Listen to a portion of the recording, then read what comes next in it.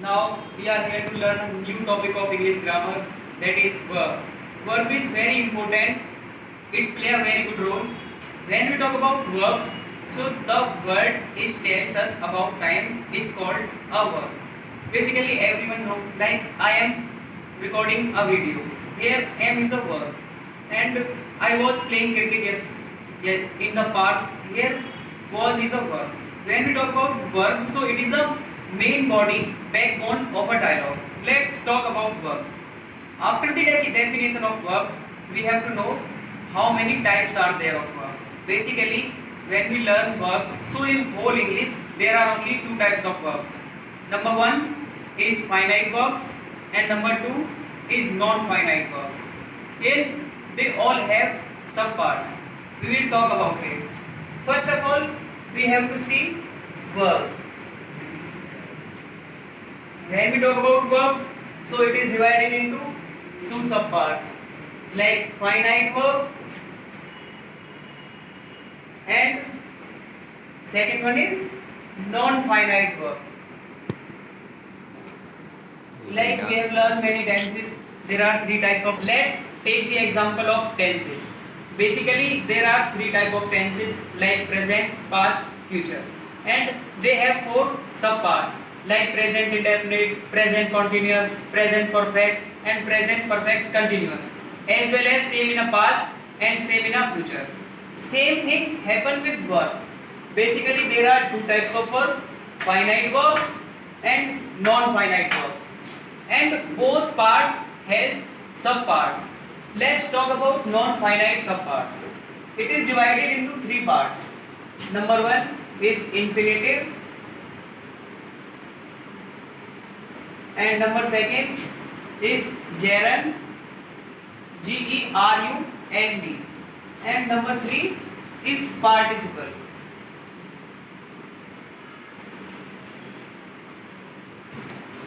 When we talk about subparts of non-finite verbs, so there are three parts of non-finite verbs. Number one is infinitive, number second is gerund, and number three is participle. When we talk about infinitive, so we have to understand what infinitive is. When we see the structure of infinitive, so it will always 2 plus base form of the verb. Like I want to talk to you. We can take the example of a dialogue. It is that I want to talk to you. In this dialogue, we are saying that there is a structure of 2 plus first form of the verb, because talk is also a verb. When we talk about infinitive, so we can understand ourselves that basically 2 is using here to connect two verbs. Like want is also a verb and talk is also a verb. When it works to connect two verbs, it is called non-finite verbs. Infinitive is a part of non-finite verbs, and non-finite verbs is the part of verbs. I think it's clear now. And it is a structure of non-finite infinitive. Let's talk about gerund. When we talk about gerund, so first of all we have to see the structure of gerund. It's verb plus ing form. Because when we talk about any dialogue, any sentence or any word, we have to know the structure of it. Like we have learned present continuous, so structure was subject plus ismr plus ing form of the word, like that. It was the structure of present continuous. When we talk about structure of gerund, so it is verb plus ing. If somebody asks you the structure of infinitive, it is 2 plus base form of the verb. And what is the use of gerund? Basically, we use gerund as a noun in a dialogue, and the structure of gerund will be verb plus ing. Let's take an example. Like swimming is a good exercise. I am using swimming, verb plus ing, because swim is a verb. Swimming comes from swim, and swimming is we are using swim on the place of subject. Let me write this dialogue here.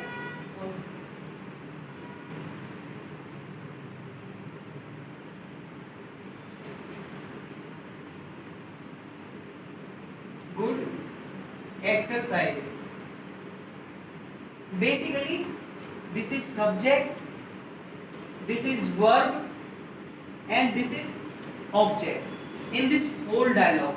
And we know one more thing, before verb we always use subject. So in this dialogue, swimming means gerund is working as a noun. So if somebody asks you what is the verb of gerund, so it works as a noun, and it always comes before the verb on the place of subject or on the place of object. This is all about infinitive and gerund. Let me tell you about participles. Participles also has three subparts. Number one, present participle. Number two, past participle. And number three, perfect participle. Stop for 1 second. So when we talk about types of participle, we know that there are three types of participle. Number one is present participle. Number second is past participle.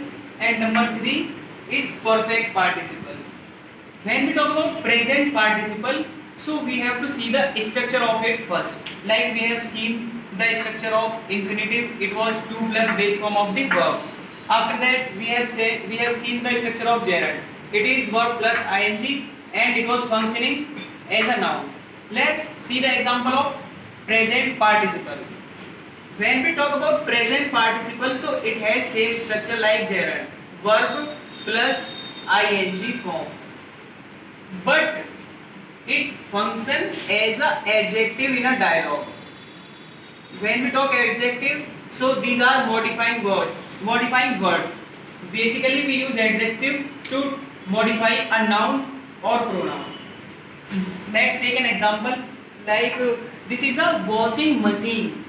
Wash is a verb, we are using washing. Washing means it's working as a present participle, and machine is a noun, we are using washing before machine, so adjective also comes before noun.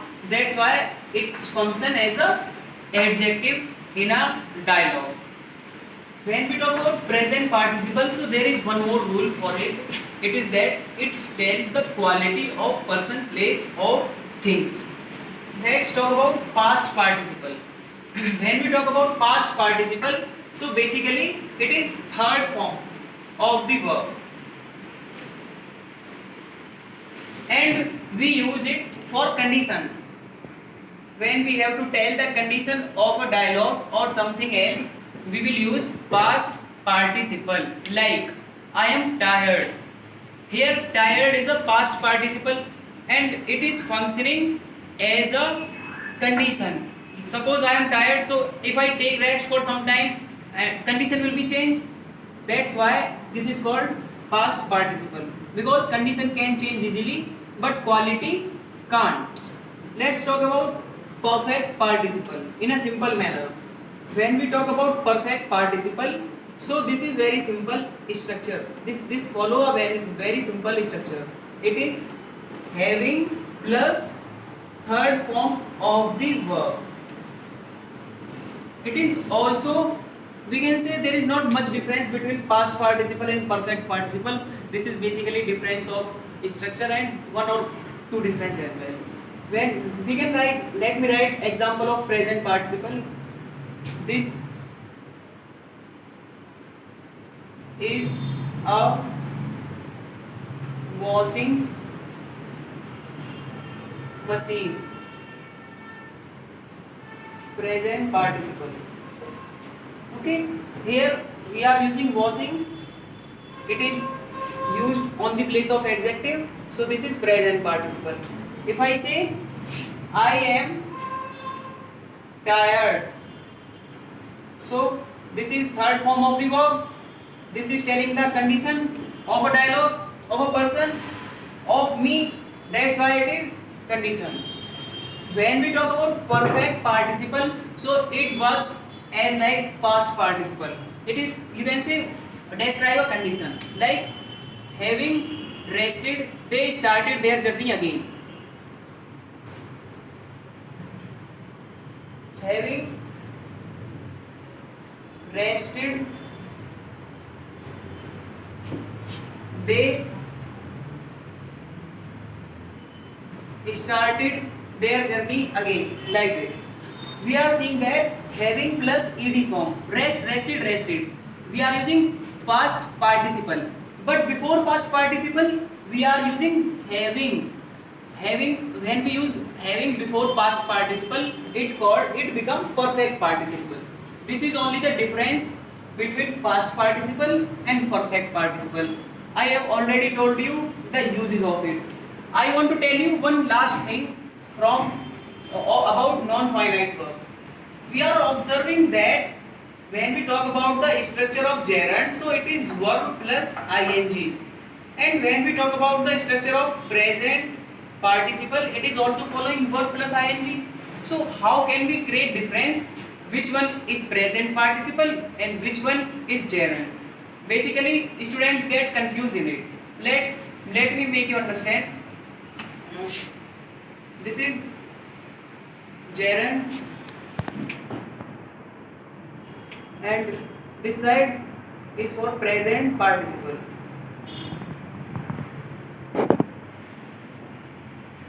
When we talk about gerund, so it always comes before verb. When we talk about present participle, it always comes before noun.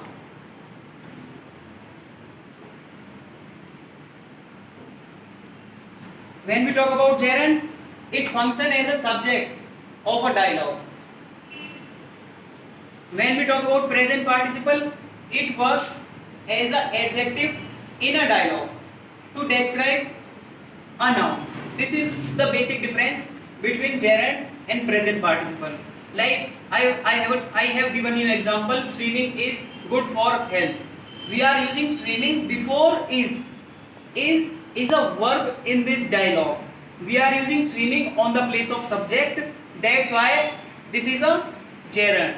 If I say this is a washing machine, here I am using washing before machine. Machine is a noun and I am using washing on the place of adjective.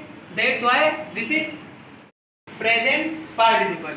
This is all about difference between gerund and participle. Tomorrow we will talk about finite verbs in your next class. If you have any type of confusion in non-finite verbs like infinitive, gerund and participle, so you can ask to us in comment box and try to give your suggestions as well, so that we can improve in our classes. Apart from this, tell us in which topic you are facing problems. We will make video on this. If you think it is helpful for you, so please like, share and subscribe our YouTube channel. Thank you.